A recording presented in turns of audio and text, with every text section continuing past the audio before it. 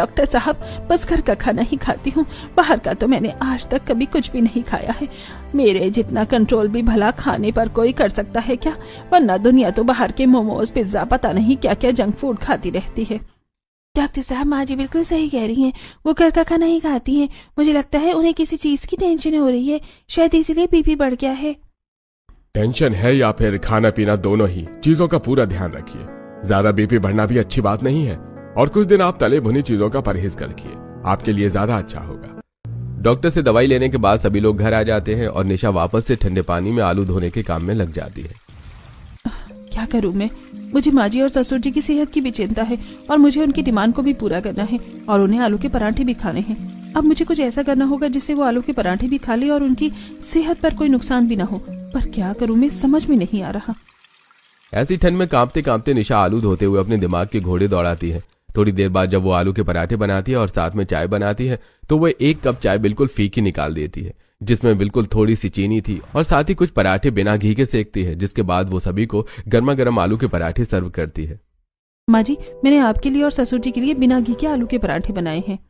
अरे ये तो क्या बोल रही है बहू, घी के बिना भी भला आलू का पराठा कभी बनता है? नहीं तो क्या बहू, अगर तुझे पराठा नहीं खिलाना आलू का तो ऐसे ही मना कर दे। कम से कम ऐसा जुल्म तो मत कर हमारे ऊपर। तू तो हमें बच्चों की तरह झूठी गोली देकर बहला रही है, जैसे बच्चे को दवाई देकर हम कहते हैं कि ये तो टॉफी है।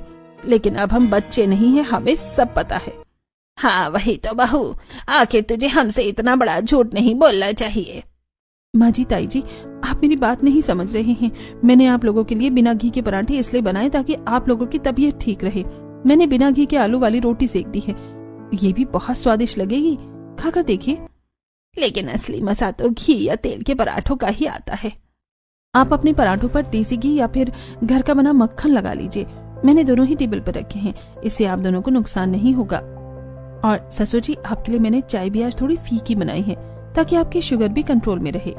ला भाई, देवरानी जी तो डाइटिशियन एक्सपर्ट निकली, सबकी सेहत के अकॉर्डिंग आलू के पराठे बना के दे रही हैं, बिल्कुल अलग अलग वैरायटी के। सही है भाभी, आलू के पराठे भी खाओ और सेहत भी बरकरार रखो, बढ़िया है। थोड़ा वक्त गुजरता है लेकिन निशा के ससुराल वालों का अभी भी ठंड में आलू के पराठे खाना ऐसे ही चलता रहता है। जहां पहले सभी लोग डाइनिंग टेबल पर बैठकर आलू के पराठे खाया करते थे, अब वो सभी लोग ठंड ज्यादा होने की वजह से अपने अपने कमरे में बैठे हुए रजाई में ही निशा से आलू के पराठे और साथ में चाय मंगवा लिया करते थे। ऐसे निशा हाथों में पराठे लेते हुए सबके कमरे में जा रही थी। ओहो, सबको अपने कमरे में रजाई में बैठे हुए पराठे चाहिए। अब मुझे समझ नहीं आता कि मैं रसोई में पराठे सेकूं या दूसरों के कमरे में जाकर पराठे परोसूं। अरे जितने में मैं रसोई से कमरे तक पराठा लेकर जाती हूँ उतने में पराठा ठंडा